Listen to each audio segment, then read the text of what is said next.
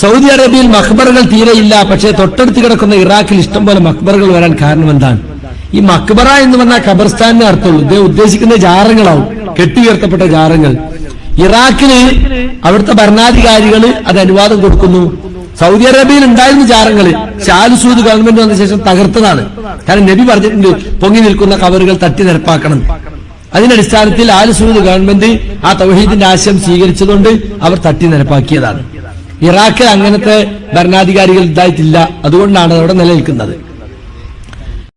ഭീകര പ്രവർത്തനം എന്ന് പറഞ്ഞാൽ ആദ്യം ചെയ്ത പുണ്യപ്രവർത്തനം എന്ന് പറഞ്ഞാല് മഹാനായ ഇമാം നവവി റളിയല്ലാഹു അൻഹുവിന്റെ മുസ്ലിങ്ങൾ കേൾക്കണം, കേട്ടവർ കേൾക്കാത്തവരോട് പറഞ്ഞു കൊടുക്കണം. നേരത്തെ ബഹുമാന്യനായ ഡോക്ടർ സാറാന്ന് ഒന്നോട് പറഞ്ഞു, പള്ളിയിൽ തന്നെയാ ബോംബ് പൊട്ടിക്കുന്നത്. എന്ത് ഇസ്ലാമാണോ ഇത്?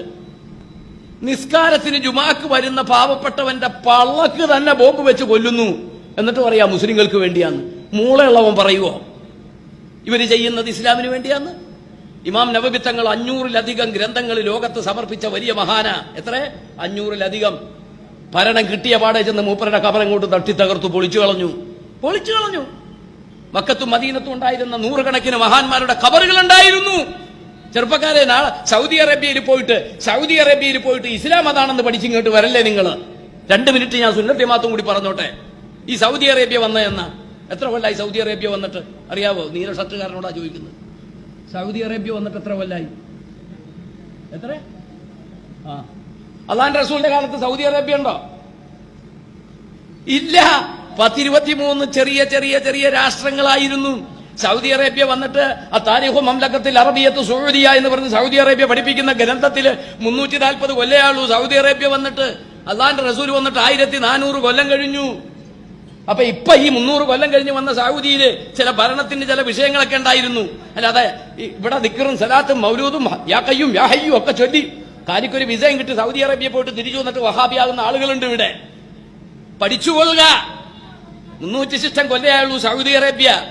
എന്തായിരുന്നു? ഒറ്റ മിനിറ്റ് പറഞ്ഞോട്ടെ, സമയമാകുമ്പോ പറഞ്ഞേക്കണം നിർത്താൻ. ഒരു വ്യവസ്ഥ ഉണ്ടായിരുന്നു. ഈ 33ഓളം വരുന്ന 30 ചില്ലാനം വരുന്ന ചെറിയ രാജ്യങ്ങളൊക്കെ ഇങ്ങനെ നമ്മുടെ കേരളത്തിലെ രാജ്യം പോലെ ഭരിച്ചുകൊണ്ടിരിക്കുക. ഇത് അവരുടെ ഗ്രന്ഥത്തിൽ പറയുന്നതാ. അപ്പോഴാണ് മുഹമ്മദ് അബ്ദുൽ വഹാബ് ഉനൈനയിൽ ജനിക്കുന്നത്, സൗദിയുടെ ഒരു ഗ്രാമത്തിൽ.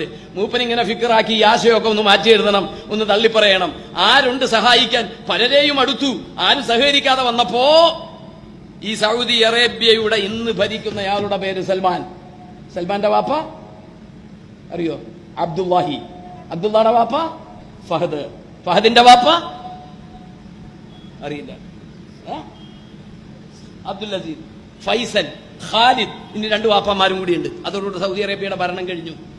ആ ഉപ്പാപ്പ ചിന്തിച്ചുകൊണ്ടിരിക്കുക, നമ്മുടെ നാട്ടിൽ ചിന്തിച്ച പോലെ ഈ ചെറിയ രാജ്യങ്ങളെയൊക്കെ ഒന്ന് വെട്ടിപ്പിടിച്ചത് വലുതാക്കിയാല് ഉഷാറാണല്ലോ. പക്ഷെ മൂപ്പർ കൊട്ട് കഴിയോ ഇല്ല. അങ്ങനെ ഇയാളും ചിന്തിച്ചുകൊണ്ടിരിക്കുമ്പോഴാ ഈ ഫസാദിന്റെ ആളായ ഇബ്നു അബ്ദുൽ വഹാബ്, ഇന്നത്തെ ISSന്റെ നേതാവ്, ഉപ്പാപ്പ, ആ ഗ്രാൻഡ് ഫാദർ വന്നിട്ട് ഇതെങ്ങനെ ഉണ്ടാകും? ഇവർ 2 പേരും ഒരു ടൈപ്പ് ആകുകയാണ്. അവസാനം എന്താ എഗ്രിമെന്റ്?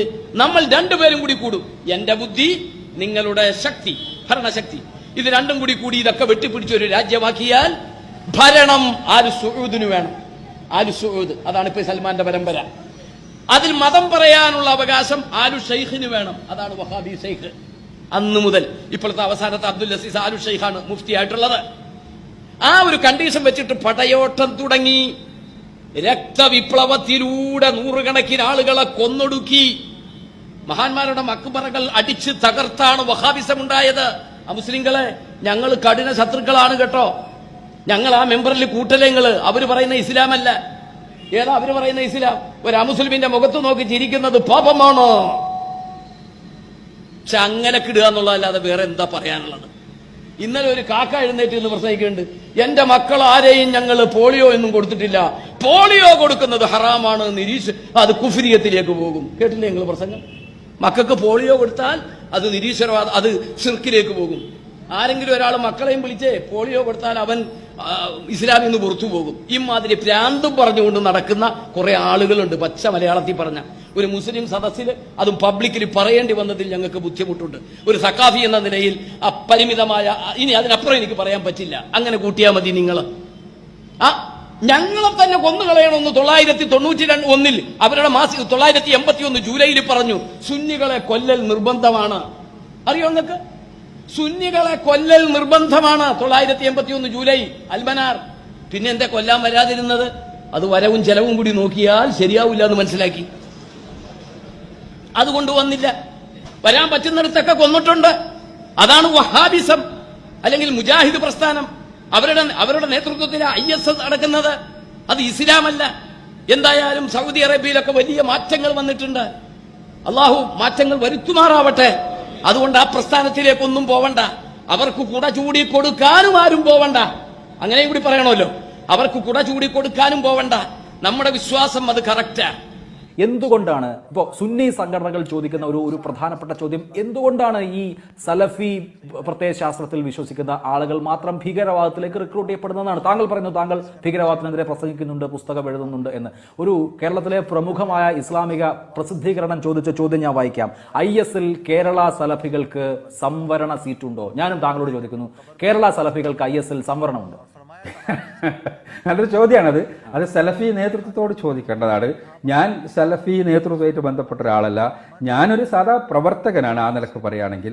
പിന്നെ പീസ് സ്കൂൾ എന്നുള്ളത് സലഫികളുമായോ കേരളത്തിലെ സലഫി സംഘടനകളുമായോ ഒരു ബന്ധമില്ലാത്ത. താങ്കൾ KNM-മായി അടുത്ത് നിൽക്കുന്ന ആളാണ്. അതെ, KNM-ആയിട്ട് അടുത്ത് നിൽക്കുന്ന ആളാണ്. പക്ഷെ പീസ് സ്കൂൾ എന്നുള്ള ഒരു ഓർഗനൈസേഷനാണ്. അതില് ഇത് ഒഴിഞ്ഞുമാറലാണ്. പീസ് സ്കൂളുമായി ബന്ധപ്പെട്ട കാര്യം KNM-ന്റെ ഭാരവാഹികളോട് ചോദിച്ചപ്പോൾ അബ്ദുള്ള കോയ മദനി അത് നിങ്ങൾ MM അക്ബറിനോട് ചോദിക്കണം, ഞങ്ങൾക്കറിയില്ല എന്ന് പറയുന്നു.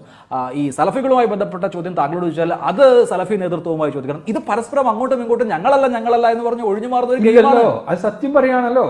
അല്ല, അങ്ങനെ എത്ര നാടിന് നന്മ നൽകുന്ന ആളുകളെ വളർത്തിയെടുത്തു നോക്കൂ. കേരളത്തിലെ സുന്നി സംഘടനകളിൽപ്പെട്ട ഒരാൾ ഭീകരവാദത്തിന് വേണ്ടി തോക്കെടുക്കാൻ സിറിയയിലേക്കോ ഇറാഖിലേക്കോ അഫ്ഗാനിസ്ഥാനിലേക്കോ പോയിട്ടുണ്ടോ? എന്തുകൊണ്ടാണ് സലഫി പ്രത്യയശാസ്ത്രത്തിൽ വിശ്വസിക്കുന്ന ആളുകൾ മാത്രം പോകുന്നത്? ഞാൻ ചോദ്യം ആവർത്തിക്കുന്നു, കേരള സലഫികൾക്ക് അവിടെ IS സംവരണമുണ്ടോ? തീർച്ചയായും അത് നിങ്ങൾ സലഫി നേതാക്കളോട് ചോദിക്കണം. ഇസ്ലാമിന് സ്നേഹമുണ്ടോ? ഒരുപാട് കാലത്തേക്ക് കുറെ മുസ്ലിയാക്കന്മാരെ ചങ്ങലിൽ കെട്ടിയിട്ട് തിന്നാനും കുടിക്കാനും കൊടുക്കുക, കുളിപ്പിക്കുകയും ഡ്രസ്സ് മാറ്റി കൊടുക്കുകയും ചെയ്യുക. ഒരു 5 കൊല്ലം കേരളത്തിലെ മുഴുവൻ പുരോഹിതന്മാരെയും കൊല്ലണ്ട, പിടിച്ചു കെട്ടിയ മതി. സമുദായം നമ്മൾ ഇപ്പൊ കർണാടക മുസ്ലിം സമുദായം RSSനൊന്നും ഒരിക്കലും പേടിക്കുകയേ ചെയ്യരുത്. ഒരു ഉപദ്രവവും നമുക്ക് ചെയ്യില്ല, ദുനിയാവിലും ചെയ്യില്ല, ആഖിറത്തിലും ചെയ്യില്ല. നിങ്ങൾ ആരെങ്കിലും പേടിക്കുന്നുണ്ടെങ്കിൽ ഒന്നെങ്കിൽ ഇബ്ലീസിനെയും 2 മൊയ്ലിയാന്മാരെയും. ഈ 2 സംഗതി അല്ലാതെ മുസ്ലിങ്ങൾക്ക് പേടിക്കാൻ വേറൊന്നുമില്ല. മൂർഖമ്പാമ്പിനെ പോലും പേടിക്കണ്ട. അതിനടുത്ത് കഴുത്തിലിട്ടാൽ പോലും ഒരു മൊയ്ലിയാർക്ക് ഷെയ്ക്കൻഡ് കൊടുത്താൽ നരകത്ത് പോകും. ഒരു പാമ്പിനടുത്ത് കഴുത്തിലിട്ടാൽ ചിലപ്പോൾ സ്വർഗത്ത് പോകും. മനസ്സിലാക്കാൻ വേണ്ടിയാണ് കടുപ്പത്ത് പറയാണ്, നല്ല സ്ട്രോങ്ങില്. നിങ്ങൾ നല്ലോണം മനസ്സിലാക്കുള്ളൂ. എന്തുകൊണ്ട് പിശാച് മനുഷ്യനെ നരകത്തിലേക്ക് ക്ഷണിക്കുന്നത്, മൊയ്ലിയാന്മാരും മനുഷ്യരെ നരകത്തിലേക്കാണ് ക്ഷണിക്കുന്നത്. ഈ വസ്തുത മനസ്സിലായി. എന്തുകൊണ്ടറിയോ? ഞാൻ അയാൾ പഠിപ്പിക്കുന്ന മദ്രസിലെ കുട്ടികളെ കഴുത്തു ഞെരിച്ച് കൊന്നുകളയുക അയാൾ പഠിപ്പിക്കുന്നതിനേക്കാൾ നല്ലത് അതാണ്.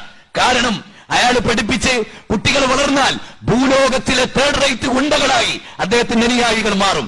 അതിനേക്കാൾ നല്ലത് ഹിളർ നബി അലൈഹിസ്സലാം കഴുത്തുമുരുണ്ടി കൊന്ന പോലെ ഇവർ പഠിപ്പിക്കുന്ന വിദ്യാർത്ഥികളെ കഴുത്തു ഞെരിച്ച് കൊല്ലലായിരിക്കും ഒരുപക്ഷെ ലോകത്തോട് ചെയ്യുന്ന ഏറ്റവും വലിയ സേവനം. കാരണം അത്ര വൃത്തികെട്ട ഒരു സമൂഹമാണ് ഇവരുടെ പണ്ഡിത ലോകം. നിങ്ങളൊക്കെ ജാഗ്രത പുലർത്തണം. ഞാൻ പറയുന്നു RSSന്റെ നേരൊക്കെ ഇങ്ങനെ കുതിര കയറുന്ന പോപ്പുലർ ഫ്രണ്ടിനോടൊക്കെ ഞാൻ പറയാണ്, നിങ്ങൾക്ക് ഈ മൊയ്ലിയാന്മാരെ ചങ്ങലക്കിടിക്കും. മുസ്ലിങ്ങൾ രക്ഷപ്പെടും. RSS കുത്തിയ സ്വർഗം കിട്ടും. മൊയ്ലിയാർ കുത്തിയ നരകത്തിലാ. മൊയ്ലിയാർ ആദർശം സ്വീകരിച്ച നരകത്തിലാ. RSSനോട് ഏറ്റുമുട്ടിയ ചിലപ്പോ സ്വർഗം കിട്ടും ഈമാനുണ്ടെങ്കിൽ. ഓലൊരു പണ്ടത്ത് കത്തിയേറ്റി കൊടല് വലിച്ചു കഴിഞ്ഞാലേ ഷഹീദിന്റെ കൂലി കിട്ടും. ഒരു മൊയ്ലിയാരെ തോളിൽ കൈയേച്ച് ജീവിച്ച നരക. അത്രമേൽ വലിയ ശിർക്കാണ് ഒരു ദുനിയാവ് പ്രചരിപ്പിക്കുന്നത്. നിങ്ങൾക്ക് എന്നോടൊന്നും, നമുക്ക് വലിയ ദൗത്യമുണ്ട് ഇവിടെ, വലിയ ദൗത്യമുണ്ട്. ഇവരെ തുടച്ചു നീക്കിയാൽ അള്ളാന്റെ ദീൻ കേരളത്തിൽ ഫതഹായി. ഞാൻ ഒന്നുകൂടെ പറയുന്നു, ഞാൻ പറയുന്നു, ഈ മർക്കസു സക്കാഫത്ത് സുന്നിയെ പൂട്ടിയിട്ട് സക്കാഫി പട്ട് ഒഴിവാക്കിയാൽ കേരളത്തിൽ 10 കൊല്ലം കൊണ്ട് ഇസ്ലാമിന്റെ രാജ്യമാക്കി മാറ്റി നമ്മൾ ഈ കേരളം. ഗ്യാരണ്ടിയാണിത്. കാലഘട്ടത്തിന്റെ ചരിത്രത പറയുന്നത്. മഹാനായ മുഹമ്മദുർ റസൂലുള്ളാഹി ഇത്രയും ആലിമീങ്ങൾ ഇവിടെ ഇരിപ്പുണ്ടല്ലോ. പുന്നാര നബിതങ്ങളെ വിളിക്കുന്നു, പറയുന്നു, ആ ഖബറിന്റെ മദീനയിലേക്ക് ചെല്ലുന്നു. നമ്മൾ ഇവിടെയുള്ള ഖബർസ്ഥാനുകളിൽ പോകുന്നു. അതൊക്കെ പോകുന്നവരെ കൊല്ലണം എന്നാണ് പറഞ്ഞത്. കൊന്നുകളയണം. എന്തൊരു ധിക്കാരമാണിത്! ഒരു ജനാധിപത്യ രാജ്യത്തിൽ നാടുകാണി മക്ബറ ബ്രിട്ടീഷുകാരന്റെ കാലം മുതൽ നിലനിൽക്കുന്ന മക്ബറയാ. ഒന്നിലധികം പ്രാവശ്യം മക്ബറ പൊളിച്ചു കളഞ്ഞു. എന്ത് ഭ്രാന്താന്ന ഇതിനൊക്കെ പറയുക? എന്തേ മക്ബറയുടെ അടുത്ത് സംശയമുള്ളവരുണ്ടോ? ഒരു 2 മിനിറ്റ് എനിക്ക് അനുവദിക്കും നിങ്ങൾ. മഹാനായ മുഹമ്മദുർ റസൂലുള്ളാഹി തങ്ങളവരുടെ അടുത്തേക്ക് വരുന്നു, ഖബറിങ്കലേക്ക്. പഠിച്ചുകൊള്ളണം ആശയം. ഖബറിങ്കലേക്ക് ജാഅ റജുലുൻ ഇലാ ഖബറിൻ നബിയ്യി, തങ്ങളവരുടെ ഖബറിന്റെ അടുത്തേക്ക് ഒരാൾ വന്നു. യാ റസൂലല്ലാഹ്, അല്ലാഹുവിന്റെ പ്രവാചകരെ, ഇസ്തസ്ഖീ ലിഉമ്മതിക, അങ്ങയുടെ ഉമ്മത്തിന് മഴയില്ല, മഴ വേണം. വഖദ് ഹലകൂ, മഴയില്ലാതെ അവർ വിഷമിക്കുന്നു, അവർ നശിക്കുന്നു. അവരുടെ മൃഗങ്ങള്, കൃഷിസ്ഥലങ്ങള്, കിണറുകള് വെള്ളമില്ലാതെ വിഷമിക്കുകയാണ്. നബിയെ, മഴ വേണം. എങ്ങോട്ടാ വന്നത്? ഖബറിന്റെ അടുത്തേക്ക്. ഈ ഖബർ പൊളിയന്മാര് മനസ്സിലാക്കാൻ വേണ്ടിയാ പറയുന്നതിന്റെ ആധികാരികത. ഇത്രയും ആലിമ്യങ്ങളിലൂടെ ഇരിപ്പുണ്ടല്ലോ, ഞാൻ പറയാം. ആ രാത്രിയിൽ ഫഅതാഹു റസൂലുള്ളാഹി സ്വല്ലല്ലാഹു അലൈഹി വസല്ലം, ആ രാത്രിയിൽ മുഹമ്മദുർ റസൂലുള്ളാഹി വന്നു. ആരുടെ അടുത്ത്? ഈ ആളുടെ അടുത്ത് വന്നു. എന്നിട്ട് പറഞ്ഞു, ഇഅ്തി ഉമർ, ഉമറിന്റെ അടുത്ത് നീ പോണം. ഉമറിന്റെ ഭരണകാലത്താണ് ഈ സംഭവം. റസൂലുള്ള ഖബറില, ഉമറിന്റെ അടുത്ത് പോണം. ഫഖറഹു മിന്നിസ്സലാം, എന്റെ അസ്സലാമു അലൈക്കും ഉമറിനോട് പറയണം. എന്നിട്ട് പറയണം, ഫഇന്നഹും മുസ്ഖഊൻ, അവർക്ക് മഴയുണ്ട്, ഉടനെ മഴ കിട്ടുമെന്ന സന്തോഷ വാർത്ത അങ്ങ് പറഞ്ഞോ. മഴ എന്ന് പറയുന്നത് ഖബറിങ്കൽ പോയി ചോദിക്കാൻ പറ്റുന്ന കാര്യമാണോ മുസ്ലിയാരെ? അതുകൊണ്ടാ സുന്നികളെ കൊല്ലണമെന്ന് പറഞ്ഞത്. പറ്റും. ഞാൻ ഈ പറഞ്ഞ സംഭവം ആരൊക്കെ റിപ്പോർട്ട് ചെയ്തേക്കുന്നത് ഒന്ന് ശ്രദ്ധിച്ചോ. ആരൊക്കെ റിപ്പോർട്ട് ചെയ്തൊരു കള്ളക്കഥയല്ല. ഇവിടെ ഒന്ന് പഠിച്ചോ. റസൂലുള്ളാഹി ഖബറിൽ കിടക്കുന്നെങ്കിലും പുന്നാര നബിതങ്ങൾക്ക് ഒരു വിരൽ അനക്കണമെങ്കിൽ ആര് കഴിവ് കൊടുക്കണമെന്ന മുസ്ലിമിന്റെ വിശ്വാസം? അല്ലാഹു കഴിവ് കൊടുക്കണം. ആ റബ്ബിന്റെ കഴിവില്ലാതെ ഒരു വിരൽ പോലും അണക്കാൻ അള്ളാന്റെ റസൂലിന് കഴിയില്ല. പക്ഷേ അള്ളാഹുവിനോട് ചോദിച്ചാൽ അത് തരാൻ സാധ്യത റസൂലുള്ളാഹിക്കാണ്. അതുകൊണ്ടാണ് ഇദ്ദേഹം ഖബറിന്റെ അടുത്ത് ചെന്നത്. ഈ ഹദീസ് സ്വഹീഹാണ്, സത്യസന്ധമാണെന്ന് പറഞ്ഞു. ആരാ പറഞ്ഞത്? ഒന്നാമതായി പറഞ്ഞത് ഇബ്നു അബീ ശൈബ അവിടുത്തെ മുസന്നഫില്. ഇബ്നു അബീ ശൈബ അവിടുത്തെ മുസന്നഫില്. ആരാ ഇബ്നു അബീ ശൈബ? നമുക്കൊക്കെ കേട്ടു പരിചയമുള്ള മഹാനായ ഇമാം ബുഖാരി തങ്ങളുടെ ഉസ്താദ്. രണ്ടാമത് ഇത് സഹീഹാന്ന് പറഞ്ഞ ആളാരാ? ബഹുമാനപ്പെട്ട ഇബ്നു ഹജറുൽ അസ്ഖലാനി റളിയല്ലാഹു അൻഹു. ഫത്ഹുൽ ബാരി എന്ന വിശുദ്ധമായ സ്വഹീഹുൽ ബുഖാരിക്ക് വിശദീകരണം എഴുതിയ ഇബ്നു ഹജറുൽ അസ്ഖലാനിയാണ് പറഞ്ഞത് ഇത് സത്യസന്ധമാണ്, ഇതിന്റെ പരമ്പര സത്യസന്ധമാണ്. മൂന്നാമത്തെ ഒരാളെ കേൾക്കണോ? ഇബ്നു തീമിയ റളിയല്ലാഹു അൻഹു ഒന്നും പറയണ്ട, ആരും ചിലപ്പോൾ പറഞ്ഞു പോകും. ഇബ്നു തീമിയ അദ്ദേഹത്തിന്റെ ഇഖ്തിലാഉ സിറാത്തുൽ മുസ്തഖീമിൽ പറയുന്നു, ഈ സംഭവം വിഷമം വരുമ്പോ ഖബറിന്റെ അടുത്ത് പോയിക്കോ, ഈ സംഭവം ശരിയാണ്. ഇഖ്തിലാഉ സിറാത്തുൽ മുസ്തഖീമിൽ ഇബ്നു തീമിയ. നാലാമതായി ഇത് പറഞ്ഞത് ഇബ്നു തീമിയയുടെ ശിഷ്യനുണ്ട്. ആരാണ് ആ ശിഷ്യൻ? ഇബ്നു കസീർ. ഉസ്താദ്മാർക്ക് അറിയാൻ തഫ്സീറുകളുണ്ട്. ഇബ്നു കസീർ പറഞ്ഞു, ഹാദാ ഹദീസുൻ സഹീഹുൻ ജയ്യിദുൻ, ഉറച്ചതാണ്. പാമ്പൻ പാലത്തിന്റെ സ്ട്രോങ് ആണ് അതിന്റെ പരമ്പരക്ക്, ഉറച്ചു വിശ്വസിച്ചോ ഇബ്നു കസീർ. പിന്നെ ഇമാം ബുഖാരി തങ്ങൾ അവിടുത്തെ താരീഖിൽ പറഞ്ഞിട്ടുണ്ട്. അതേപോലെ തന്നെ ഇബ്നു അബീ ശൈബ റളിയല്ലാഹു തആല അൻഹു ഉദ്ധരിച്ചിട്ടുണ്ട്. ദലായിലുൻ നുബുവയിൽ ഉദ്ധരിച്ചിട്ടുണ്ട്. ഇമാം സുബുക്കി റളിയല്ലാഹു അൻഹു പറഞ്ഞിട്ടുണ്ട്. ഇമാം സുയൂത്ത് റളിയല്ലാഹു അൻഹു പറഞ്ഞിട്ടുണ്ട്. ഇബ്നു ഹജറുൽ ഹൈതമി പറഞ്ഞിട്ടുണ്ട്. നേരത്തെ പറഞ്ഞ ഇബ്നു അസ്ഖലാനിയ. സമയക്കുറവുകൊണ്ട് അതിന്റെ കിതാബിന്റെ പേരൊന്നും പറയാൻ സമയമില്ല.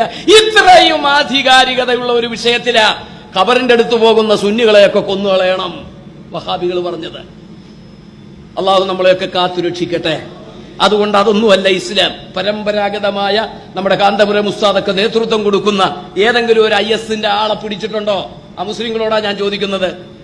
ഒരു IS-ന്റെ ഒരാളെ ഇല്ല, അബദൻ ഉണ്ടാവില്ല. നേതൃത്വം അങ്ങനെയാണ് ഇസ്ലാം, അങ്ങനെയാണ് ഇസ്ലാം എന്ന് പഠിപ്പിക്കുന്നത്. അതുകൊണ്ട് അതാണ് ഇസ്ലാം എന്ന് ഉൾക്കൊള്ളുക.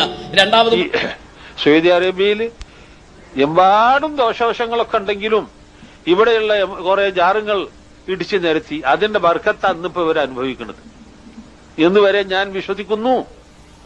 മേൽ പറഞ്ഞില്ലേ, ലാഹോറിൽ രൂപീകരിക്കപ്പെട്ട ആ കമ്മിറ്റി, കഅബയുടെ കില്ല ഉണ്ടാക്കാൻ വേണ്ടി രൂപീകരിച്ച കമ്മിറ്റിയുടെ ആ പ്രസിഡന്റിന്റെ പേര് ഞാൻ നേരത്തെ പറഞ്ഞല്ലോ. ഈ സൗദി അറേബ്യയിൽ അബ്ദുൽ അസീസ് രാജാവ് വന്നപ്പോൾ ജാറുകൾ ഇടിച്ചു നിരത്തിയതിനെ സംബന്ധിച്ച് അയാൾ ഒരു പ്രസ്താവന ഇറക്കിയിട്ടുണ്ട്. ഇസ്ലാമിക സ്മാരകങ്ങളായി നിലനിർത്തേണ്ടതായിരുന്നു ഈ ദീർഘകളൊക്കെ, അത് ഇടിച്ചു നിരത്തിയത് നന്നായില്ല എന്ന് പ്രസ്താവന ഇറക്കിയാണ്. എന്റെ ഒരു സ്നേഹിതൻ മുഹമ്മദ് ഷരീഫ് പാകിസ്ഥാനി എന്ന് പറയും. അദ്ദേഹം ലാഹോറുകാരനാണ്. എന്റെ ഒപ്പം ഇവിടെ റിയാദില് 4 കൊല്ലം ഒരുമിച്ച് താമസിച്ച് അദ്ദേഹം നല്ല പണ്ഡിതനാണ്. അദ്ദേഹം മേൽ പറഞ്ഞ പ്രസ്താവനക്കെതിരായി ഒരു പുസ്തകം ഇറക്കി.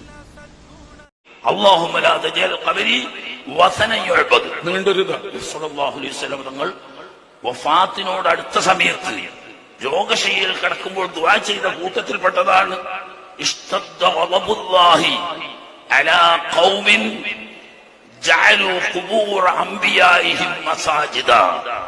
ഇതിന്റെ തുടക്കം ഒരു ഖൗമ് എന്ന് പറഞ്ഞാൽ അഹ്ലു കിതാബുകളാവുന്ന യഹൂദി നസാറാക്കൾ, അവരുടെ മേൽ അള്ളാഹുവിന്റെ കഠിനമായ കോപമുണ്ട്. എന്തുകൊണ്ട്? ഇത്തഖദൂ ഖുബൂറ അംബിയാഇഹിം മസാജിദ.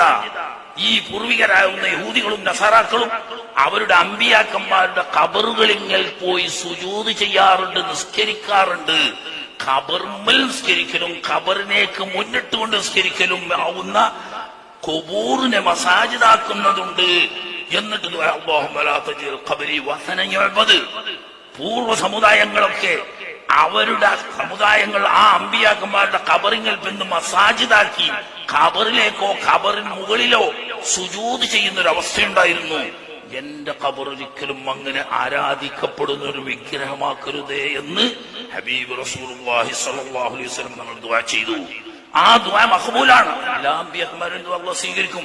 പ്രത്യേകിച്ച് ഹബീബ് റസൂലുള്ളാഹി സ്വല്ലല്ലാഹു അലൈഹി വസല്ലം ഇഹലോകവാസം വെടിയാൻ കിടക്കുന്ന അവസാന നിമിഷത്തിൽ ഖൽബിൽ തട്ടിക്കൊണ്ട് ചെയ്ത ദുആണ്, പടച്ചവനെ മുൻഗാമികളായ അമ്പിയാക്കന്മാരെ ഖബറിൽ ചെന്ന് ആരാധന ചെയ്ത് സുജൂദ് ചെയ്തതുപോലെ എന്റെ ഖബറിനെ ആരാധനാലയമാക്കരുത് അല്ലാഹുവേ എന്ന് ബഹുമാനപ്പെട്ട നബി സല്ലല്ലാഹു അലൈഹി വസല്ലം തങ്ങൾ ദുആ ചെയ്ത ദുആ മഖബൂലാണ്. അന്ന് മുതൽ ഇന്ന് വരെ ആ ഖബറിന്മേൽ സുജൂദ് ചെയ്തതോ ആ ഖബറിന്റെ അടുത്ത് നിന്ന് അതിലേക്ക് അഭിമുഖമായി ഖിബിലയാക്കി സുജൂദ് ചെയ്യുകയോ ചെയ്യുന്ന സംവിധാനം ഉണ്ടായിട്ടില്ല. എന്തുകൊണ്ട്? ആയിഷാ ബീവിന്റെ റൂമിന്റെ ഉള്ളിലാണ് സല്ലല്ലാഹു അലൈഹി വസല്ലം നമ്മുടെ ഖബർ. ഒരു തുറന്നെടുത്തെങ്കിലല്ലേ എന്റെ ഉള്ളിൽ കിടക്കാൻ കഴിയുള്ളൂ. ഒരാൾക്കും ആ ഖബറിന്മേൽ സുജൂദ് ചെയ്യാൻ കഴിയൂല, ഖബറിന്റെ തൊട്ടടുത്ത് സുജൂദ് ചെയ്യാൻ കഴിയൂല. പിന്നെ ഉമർ ബിൻ അബ്ദുൽ അസീസ് റളിയല്ലാഹു തആല അൻഹു അമീറായിരുന്ന സമയത്ത്, വലീദ് ബിൻ അബ്ദുൽ മലിക് ഭരിക്കുന്ന സമയത്ത് പുനർനിർമ്മാണം നടത്തിയപ്പോൾ പഞ്ചകോണാകൃതിയിൽ ഇങ്ങനെയുണ്ട്, പയകാത്ത അഞ്ചൈസിന്റെ പഞ്ചകോണാകൃതിയിലാണ്. കാരണം എന്താ? അതിലേക്ക് പുറത്തുനിന്ന് കണ്ടെങ്കിലും അതിലേക്ക് ശിബിലേക്ക് മുന്നോട്ട് പോലെ മുന്നിട്ട് നിസ്കരിക്കാനുള്ള സൗകര്യം ഇല്ലാതിരിക്കാൻ നബി സല്ലല്ലാഹു അലൈഹി വസല്ലം തങ്ങളുടെ ആ ദുആ അല്ലാഹു തആല സ്വീകരിക്കുകയും നബി സല്ലല്ലാഹു അലൈഹി വസല്ലം തങ്ങളുടെ ഖബർ ഷരീഫിനെ ഒരിക്കലും പൂജിക്കപ്പെടുകയും ചെയ്തിട്ടില്ല. മറിച്ച് അവിടെ നടക്കുന്നത് നബി സല്ലല്ലാഹു അലൈഹി വസല്ലം നമ്മളോട് സലാം പറയുന്നു, അവിടത്തോട് മുനാജാത്ത് ചെയ്യുന്നു, അതിന്റെ പുറമെ അവിടത്തെ കൊണ്ട് ഇസ്തിഗ്ഫാ ചെയ്യുന്നു, തവസ്സുൽ ചെയ്യുന്നു. അഥവാ തവസ്സുലും ഇസ്തിഗാസയും ചെയ്യുന്നു. അല്ലാഹുവിന്റെ റസൂൽ ദുആ ചെയ്ത ദുആക്ക് ഉത്തരം കിട്ടുമെന്ന് വിശ്വസിക്കുന്ന ഒരു മുഅ്മിനായ മനുഷ്യൻ ഈ ഇസ്തിഗാസ ചെയ്യുന്നതും ഈ തവസ്സുൽ ചെയ്യുന്നതും അത് നബി തങ്ങൾക്ക് ചെയ്യുന്ന ആരാധനയാണെന്ന് പറയുന്നുണ്ടെങ്കിൽ അള്ളാന്റെ റസൂൽ വിശ്വസിക്കാത്തവരാണ്. അള്ളാന്റെ റസൂൽ ദുആറുന്നത് എന്റെ ഖബർ ആരാധിക്കപ്പെടുന്ന ഒരു വിഗ്രഹമാക്കരുത് എന്ന് ദുആ ചെയ്തിട്ട് കോടിക്കണക്കായ മുസ്ലിമീങ്ങൾ കൊല്ലത്തോട് കൊല്ലം രാപ്പകലില്ലാതെ ഹബീബ് റസൂലുള്ളാഹി സ്വല്ലല്ലാഹു അലൈഹി വസല്ലം ഹദ്റത്തിൽ ചെന്ന് സിയാറത്ത് ചെയ്യുക മാത്രമല്ല അവിടത്തോട് തവസ്സുലാക്കിയിട്ടും അവിടത്തോട് നേരെ തവസ്സുല് മാത്രമല്ല ഇസ്തിഗ്ഫാ എന്ന് പറയുന്ന നേരിട്ട് നമ്മൾ പറയുന്ന തവസ്സുലും ഇസ്തിഗാസയും അവിടെ രാപ്പകലില്ലാതെ നടത്തുന്നുണ്ട്. അല്ലാഹുവിന്റെ റസൂല് പറഞ്ഞതാണെങ്കിൽ ദുആ ചെയ്തതാണെങ്കിൽ കബൂലാക്കിയിട്ടുണ്ട്. അതുകൊണ്ട് ഈ പറഞ്ഞത് ഖബറിങ്ങപ്പം സുജൂദ് ചെയ്യുന്ന അവസ്ഥ ഉണ്ടാവരുത് എന്ന് തന്നെയല്ല. അവസാനമായിട്ട് പറയാണ്, ഒരു മുഅ്മിനായ മനുഷ്യൻ പരിശുദ്ധ മക്കയിൽ എത്തിക്കഴിഞ്ഞാൽ അവനെ സംബന്ധിച്ച് ഫർളായ ഇബാദത്ത് കഴിഞ്ഞാൽ ഏറ്റവും പുണ്യപ്പെട്ട അമല് മദീന മുനവ്വറയിൽ പോയി നമ്മുടെ കരളാവുന്ന നമ്മുടെ കരളിന്റെ കഷ്ണമാവുന്ന ഹബീബ് സല്ലല്ലാഹു അലൈഹി വസല്ലം നമ്മുടെ ഖൽബിലെ കൊട്ടാരത്തിലെ രാജകുമാരനായ ഹബീബ് റസൂലുള്ളാഹി സ്വല്ലല്ലാഹു അലൈഹി വസല്ലം നമ്മളെയും അവിടുത്തെ സാഹിബിനെയും അവിടുത്തെ കുടുംബത്തെയും സഹാബത്തിനെയും സിയാറത്ത് ചെയ്യലാണ്. ഇത് ഫർളാണ് എന്ന അഭിപ്രായം വരെ മാലിക്കി മദ്ഹബുകാർ പറഞ്ഞിട്ടുണ്ട്. എന്നാൽ ബാക്കി എല്ലാ മദ്ഹബുകാരും പറയുന്നു ഫർള് കഴിഞ്ഞാൽ ഒരു മുഅ്മിനായ മനുഷ്യൻ ചെയ്യുന്ന പുണ്യപ്പെട്ട സുന്നത്തായ അമലുകളിൽ ഏറ്റവും അഫ്ളലായത് ഹബീബ് സല്ലല്ലാഹു അലൈഹി വസല്ലം നമ്മളെ സിയാറത്ത് ചെയ്യാൻ അല്ലാഹു തആല അവിടത്തോട് തവസ്സുലാക്കിയും ഇസ്തിഗ്ഫാർ ചെയ്തും നാം അവിടെ ചെന്ന് ഒരുപാട് നമ്മുടെ ദുനിയാവിന്റെയും ആഖിറത്തിന്റെയും കാര്യം പറഞ്ഞ് സിയാർത്ത് ചെയ്യാനും മക്കയിൽ പോയി എല്ലാ പുണ്യസ്ഥലങ്ങളിലും പോയി പുണ്യകർമ്മങ്ങൾ ചെയ്ത് ഹജ്ജും ഉംറയും മഖ്ബൂലും മർദിയുമായ സിയാർത്തും ചെയ്തു പോരാൻ അല്ലാഹു നമുക്ക് എല്ലാവർക്കും തൗഫീഖ് നൽകുമാറാകട്ടെ.